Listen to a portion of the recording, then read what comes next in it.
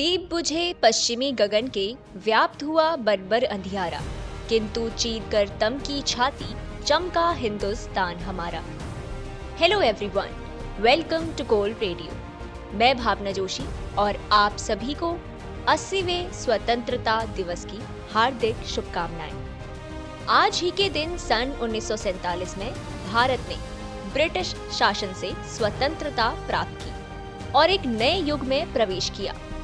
15 अगस्त केवल एक तिथि नहीं है, यह भारत के आन, बान और शान का प्रतीक है।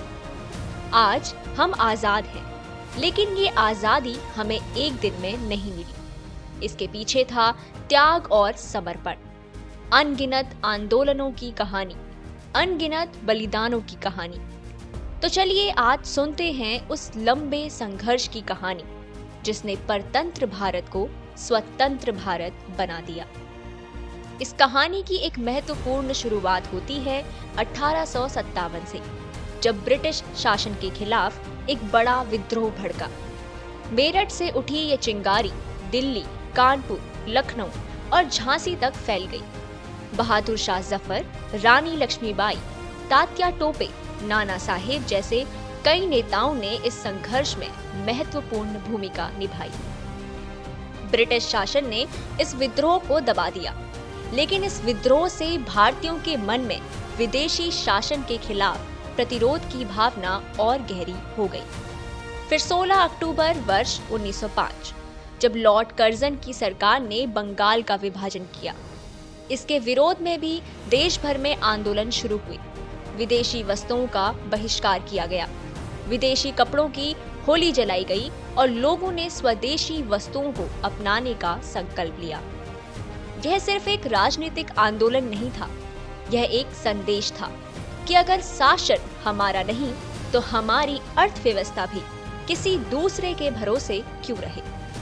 इसके बाद 1916 में बाल गंगाधर तिलक और एनी बेसेंट ने होम रूल मूवमेंट को आगे बढ़ाया, जिसमें मांग स्पष्ट थी कि भारत को अपने मामलों में खुद निर्णय लेने का अधिकार मिलना चाहिए। समय बीतता रहा और फिर आया 13 अप्रैल 1919, बैसाखी का वो दिन जब अमृतसर के जलियांवाला बाग में हजारों निहत्थे लोग शांतिपूर्ण सभा के लिए जमा थे और जनरल डायर के आदेश पर उन सभी निर्दोष लोगों पर अंधाधुंध गोलियां चलाई गई, जिसमें सैकड़ों लोग मारे गए। इस नरसंहार ने पूरे देश को झकझोर दिया और इसके विरोध में रविंद्रनाथ टैगोर जी ने ब्रिटिश सरकार द्वारा दी गई अपनी नाइटहुड की उपाधि त्याग दी। इसी दौर में महात्मा गांधी जी भी भारतीय स्वतंत्रता आंदोलन के एक प्रमुख जननेता के रूप में उभर कर सामने आए। इसके बाद वर्ष 1920 में असहयोग आंदोलन किया गया, जिसमें गांधी जी ने देशवासियों से अपील की कि ब्रिटिश सरकार के साथ सहयोग करना बंद कीजिए, जिसमें सरकारी स्कूलों और कॉलेजों का बहिष्कार, अदालतों और सरकारी संस्थानों से दूरी, विदेशी वस्तुओं का बहिष्कार शामिल थे। लेकिन 1922 में चौरी चौरा की घटना के बाद, जहां हिंसा में पुलिस कर्मियों की मृत्यु हुई, गांधी जी ने असहयोग आंदोलन वापस ले लिया। अब भारत की आजादी की लड़ाई सिर्फ अहिंसा के रास्ते पर नहीं चली, एक दूसरी धारा भी थी, जिसे क्रांतिकारियों की धारा कहना उचित रहेगा। वर्ष 1925, काकोरी कांड, जब राम प्रसाद बिस्मिल, अशफाक उल्ला खां, राजेंद्र लाहिड़ी, रोशन सिंह और उनके साथियों ने ब्रिटिश सरकार के खजाने को ले जा रही ट्रेन को निशाना बनाया। उनका उद्देश्य व्यक्तिगत लाभ नहीं, बल्कि क्रांतिकारी गतिविधियों के लिए धन जुटाना और ब्रिटिश शासन को चुनौती देना था। इसके बाद क्रांतिकारी आंदोलन ने एक नया रूप लिया। 1928 में हिंदुस्तान रिपब्लिकन एसोसिएशन का पुनर्गठन हुआ और इसका नाम रखा गया हिंदुस्तान सोशलिस्ट रिपब्लिकन एसोसिएशन, यानी HSRA। और इसी संगठन से जुड़े भगत सिंह, चंद्रशेखर आजाद और उनके साथी, जिन्होंने आजादी की लड़ाई को एक नई दिशा दी। सन 1928 में साइमन कमीशन के विरोध के दौरान लाला लाजपत राय जी पर लाठीचार्ज हुआ। इस लाठीचार्ज में लगी गंभीर चोटों के बाद उनकी मृत्यु हो गई। और फिर आया 23 मार्च 1931, जब भगत सिंह, राजगुरु और सुखदेव जी को फांसी दे दी गई। समय आगे बढ़ा और फिर सन 1942, जब द्वितीय विश्व युद्ध के बीच महात्मा गांधी जी ने अंग्रेजों के सामने एक स्पष्ट मांग रखी, भारत छोड़ो। 8 अगस्त 1942 को भारत छोड़ो आंदोलन का आह्वान किया गया और इस आंदोलन में देश के अलग अलग हिस्सों में लाखों लोग शामिल हुए। ब्रिटिश सरकार ने दमन किया, नेताओं को गिरफ्तार किया, लेकिन आंदोलन की भावना को पूरी तरह दबाया नहीं जा सका। और इसी संघर्ष के एक अलग मोर्चे पर एक और आवाज गूंज रही थी, सुभाष चंद्र बोस। उनका विश्वास था कि भारत को स्वतंत्र कराने के लिए सशस्त्र संघर्ष भी आवश्यक है और इसलिए उन्होंने आजाद हिंद फौज का नेतृत्व किया और भारतीय स्वतंत्रता के लिए अंतरराष्ट्रीय स्तर पर समर्थन जुटाने का प्रयास किया।